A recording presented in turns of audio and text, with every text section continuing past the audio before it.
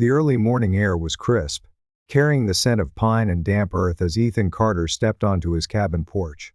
The Wyoming wilderness stretched before him, a vast expanse of towering evergreens, jagged cliffs, and winding rivers, a land both beautiful and unforgiving. The first golden rays of sunlight broke through the tree line, casting long shadows across the forest floor.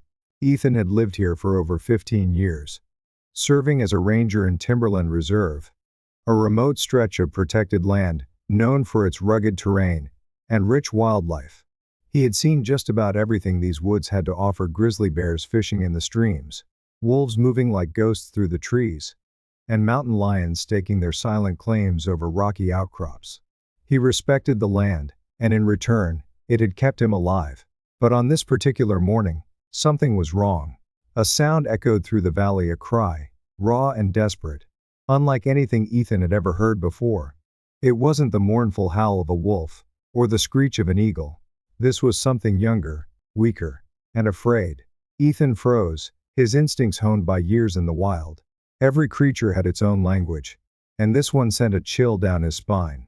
It was the distressed call of a cub, a sound that could mean only one thing: separation. A lone cub in these woods was a death sentence. If it had wandered too far from its mother, it wouldn't last the night. But there was another, far more dangerous possibility. Its mother was still out there. Ethan had spent years tracking mountain lions. He knew their patterns, their warning signs. A mother lion, when separated from her cub, became one of the most dangerous predators in the wild, fueled by desperation, guided by instinct, and willing to tear apart anything that stood between her and her young. The rules of the wild were simple. You do not come between a mother and her cub. Ever. Yet, as the cry rang out again, fainter this time, something in Ethan stirred. He wasn't just a ranger. He had dedicated his life to this land, to protecting the creatures that called it home. And right now, something was out there, alone and afraid. His boots crunched against the frost-covered ground as he moved toward the sound, his rifle slung over his shoulder not as a weapon, but as a precaution. His heart pounded in his chest, every step taking him deeper into the unknown. He didn't know what he would find. But one thing was certain. This morning would change everything. Ethan Carter moved cautiously through the dense underbrush, his boots sinking slightly into the damp earth as he followed the fading cries. The morning air was still, except for the occasional rustling of leaves in the breeze. Every step forward sent his pulse hammering in his ears. He had spent years navigating this wilderness, but the feeling creeping up his spine now was different, an unease that whispered of something unnatural ahead. The sound was weakening. That wasn't a good sign. Whatever was making that cry was losing strength and fast. Ethan quickened his pace, his well-worn ranger boots treading silently over the uneven terrain. The forest canopy thickened, filtering the sunlight into narrow beams of gold that danced on the forest floor. It was the kind of scene he had always admired: pristine, untouched, the world as it was meant to be. But today, something was out of place. Then, he saw it. A stretch of lowland where the spring thaw had turned the ground into a treacherous mire of thick, sucking mud. The disturbed earth told a clear story: something had ventured too far, stepping onto what looked like solid ground, only to be swallowed by the deceptive terrain. And at the center of it, trapped chest deep in the thick, gray muck, was a lion cub. Ethan's breath hitched. The cub's golden fur was matted and caked with mud, its small frame trembling with exhaustion. Its front paws clawed helplessly at the unstable surface, trying to find purchase that wasn't there. Every weak attempt to pull itself free only seemed to sink it deeper. Ethan immediately scanned the area, his ranger instincts kicking in. Where's the mother? His gut twisted. The ground around the mud pit was disturbed. Large paw prints circled the edge, deep and erratic. They told a clear story. The cub hadn't wandered into this trap alone. Its mother had been here. She had tried to reach it, likely pacing back and forth in desperation, before realizing that every attempt only made the ground more unstable. She had to make a choice: stay and risk getting trapped herself, or leave and hope to find a way to help. Ethan exhaled sharply. That meant she could return at any moment. His gaze flickered back to the cub. Its small head drooped, its eyes dull with exhaustion. It was running out of time. Ethan had seen enough of nature's cruelty to know how this would end, if he did nothing. The mud wasn't just trapping the cub, it was pulling the heat from its body, draining its strength. If dehydration or exhaustion didn't get it first, the cold would. He clenched his jaw. Everything he had learned told him to stay out of it. Rangers didn't intervene in the natural order unless absolutely necessary. That was the rule. Predators lived and died by their instincts, by the brutal balance of the wild. But there was nothing natural about this. This wasn't a predator making a mistake, or a natural hazard claiming an unlucky victim. This was a death trap, one likely created by human activity, soil erosion from a cleared path upstream, runoff from a nearby ridge. Ethan looked at the cub again. It wasn't just scared. It was waiting to die. Something in him snapped. Rules be damned. He shrugged off his heavy ranger jacket, tossing it onto a dry patch of earth nearby. He needed to move fast. The longer he waited, the greater the risk, not just for the cub, but for himself. He took his rescue rope from his pack, tying it securely around the thickest tree in sight. Then he tested the ground, prodding at it with a sturdy branch. The mud was deceptive. Some parts looked solid but crumbled under pressure. If he wasn't careful, he'd end up in the same predicament as the cub. Ethan took a deep breath. Then, slowly, deliberately, he took his first step forward. The mud immediately resisted. It clung to his boots, gripping like a living thing, pulling at his legs with every inch he moved. He kept his weight spread, using the branch for stability as he inched toward the cub. 20 feet. 15. 10. The cub finally noticed him. Its ears flicked, its weary eyes locking onto his. Fear and exhaustion warred in its expression. It tried to move, to resist, but its body was too weak. Ethan spoke low and steady, his voice calm despite the pounding of his heart. Easy now, buddy. I'm not here to hurt you. The cub let out a frail, pitiful sound somewhere between a growl and a whimper. It still had fight in it. That was good. 5 feet. Ethan's legs trembled from the effort of pushing through the dense mud. Each movement was slow, deliberate. One wrong shift in weight, and he'd be stuck just like the cub. He exhaled, gripping the rope at his waist. Almost there. But then, a sound froze him in place. Low, guttural, and close. His stomach dropped. From the shadows of the trees, a deep, unmistakable growl rumbled through the still morning air. Ethan's blood turned to ice. The mother was back. Ethan Carter stood frozen, his breath caught in his chest. The low, menacing growl that rumbled through the trees was not a warning, it was a promise. The mother lion had returned. His grip tightened on the rope around his waist, his fingers slick with sweat despite the chill in the air. Slowly, deliberately, he turned his head, scanning the tree line. There, just 30 feet away, stood Zahara. She was bigger than he expected, her golden coat rippling with tension, her powerful muscles coiled beneath her frame. Her amber eyes were locked onto him, filled with raw, untamed fury. Ethan knew that look. Predatory. Protective. She wasn't just angry, she was ready to kill. His instincts screamed at him to move, to back away, to drop everything and make himself small, unthreatening. But he couldn't, not now. Not with her cub still sinking, its body half consumed by the relentless mud. The rules of the wild were absolute. You never get between a mother and her young. And yet, here he was ankle deep in mud, tethered to a tree, a few feet away from the most dangerous predator in these woods. Zahara let out another growl, deeper this time, vibrating through Ethan's ribs. This was it. She would charge. His mind raced through the options, none of them good. Run? Impossible in the mud. Fight? Suicidal. His rifle was back near the edge of the clearing, too far to reach. He had nothing but the rope and the branch in his hand. But then, the cub let out a weak, whimpering cry. And something changed. Zahara's ears flicked toward her cub, her stance shifting ever so slightly. Her pupils widened, her gaze flickering from Ethan to the struggling cub, as if seeing the full picture for the first time. Ethan saw it happen. The hesitation. The flicker of recognition. She knew. Somewhere, deep in her primal instincts, she understood he wasn't the enemy. But she was still on edge. Still testing him. Ethan swallowed hard, forcing himself to move in slow, deliberate motions. No sudden moves, no threats.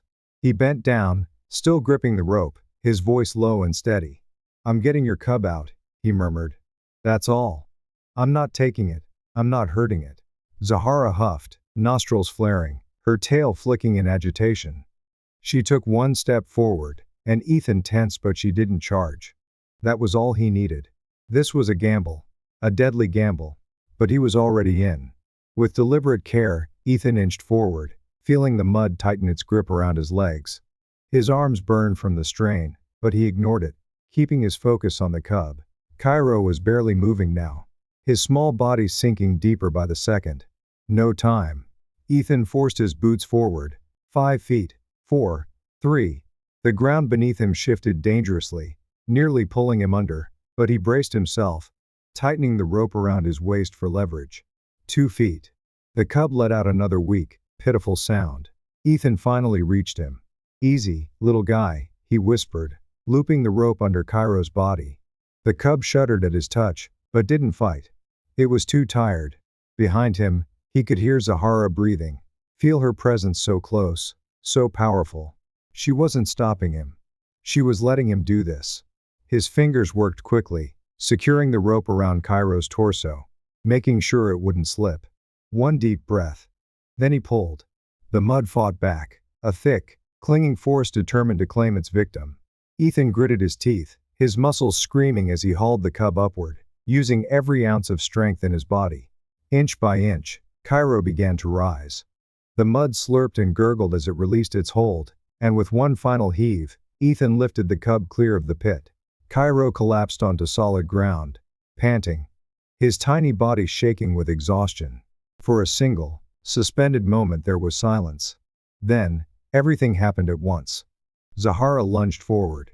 Ethan barely had time to react, before the lioness rushed past him straight to her cub. She didn't attack. She didn't even look at him. Instead, she lowered her massive head and nudged Kairo gently, licking his face with soft, urgent strokes. The cub let out a weak mewl, pressing against her warmth. Ethan slowly backed away, his chest heaving, adrenaline still coursing through his veins. He had done it. The cub was safe. But he wasn't out of danger yet. Zahara finally lifted her gaze to him. This was the moment of truth.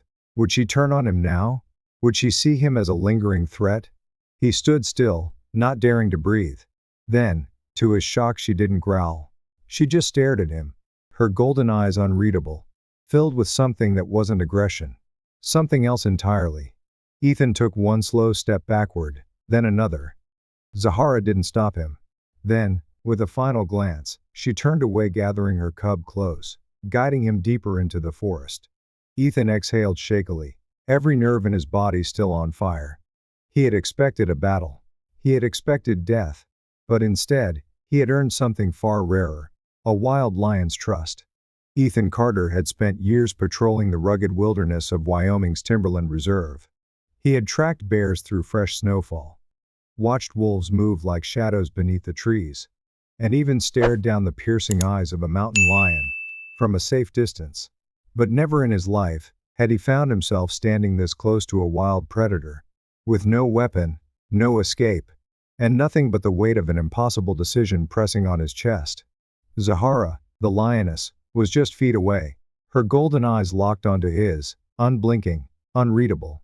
The muscles in her shoulders were tight, coiled like steel cables beneath her sleek fur. She could move faster than he could react, could take him down before he even registered the first step. And yet, she wasn't attacking.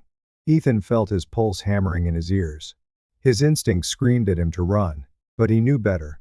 Running would only trigger the chase, and no human outran a lion. So he did the only thing he could. He held his ground. The morning sun filtered through the trees, casting golden streaks across Zahara's powerful frame. She exuded strength, but there was something else in her stance. Something hesitant. She had her cub back. She had every reason to turn and leave. But she hadn't. Instead, she just stood there watching him. Ethan didn't move. He barely breathed. His mind raced through every survival scenario he had ever studied, every warning he had ever given campers about big cats. None of them covered this. A lioness who had just witnessed a human pull her cub from the brink of death, and was now lingering. She finally took a step forward. Ethan's fingers curled into his palms, his body tense, but he didn't retreat. Then she did something he never expected. She let out a soft, Guttural sound, not a growl of warning, but something different. It was low. Rumbled from deep in her chest. A sound of acknowledgement. Ethan's breath hitched. Zahara's gaze flickered between him and Kairo. Her ears twitching slightly. She seemed to be processing everything that had just happened, as if recognizing, in some primal way, that he had saved her cub. Ethan had seen animal behavior that defied expectations before, bears that mourned their dead. Wolves that formed bonds beyond their own packs. But this was something else. She took another slow step forward, her massive paws pressing into the damp earth. Ethan's heart pounded. He was completely exposed. If she decided he was still a threat, there was nothing he could do. Then she lowered her head, not in submission, not in fear, in gratitude. Ethan blinked, barely able to process what he was seeing. Zahara's ears flattened slightly, not in aggression, but in what looked shockingly like recognition. The powerful lioness, the same one who had been seconds from ripping him apart, was acknowledging him. And then, even more unbelievably, she turned her head slightly and nudged something toward him. At first, Ethan thought she had stumbled, but then he saw it. A small pile of freshly plucked berries sat at his feet. His throat went dry. A gift. From a wild lion. He had seen wolves leave food for pack members. He had even witnessed a raven offer a shiny trinket to a fox. But a lioness bringing a human an offering? It was impossible. And yet, there it was. Ethan didn't dare move. He knew better than to reject something so deliberate, so purposeful. Carefully, ever so carefully, he crouched down and picked up a single berry between his fingers. Zahara watched, her amber eyes flickering with something beyond instinct. Something akin to understanding. For a moment, the world seemed to hold its breath. Then, as suddenly as she had appeared, Zahara turned. She nuzzled Kairo, then flicked her tail, a silent command. The cub, still weak but standing, followed her.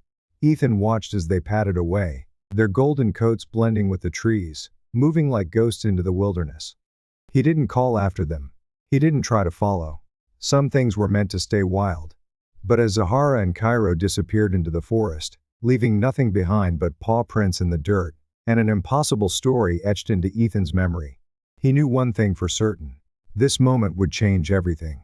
Ethan Carter had spent most of his life believing he understood the rules of the wild.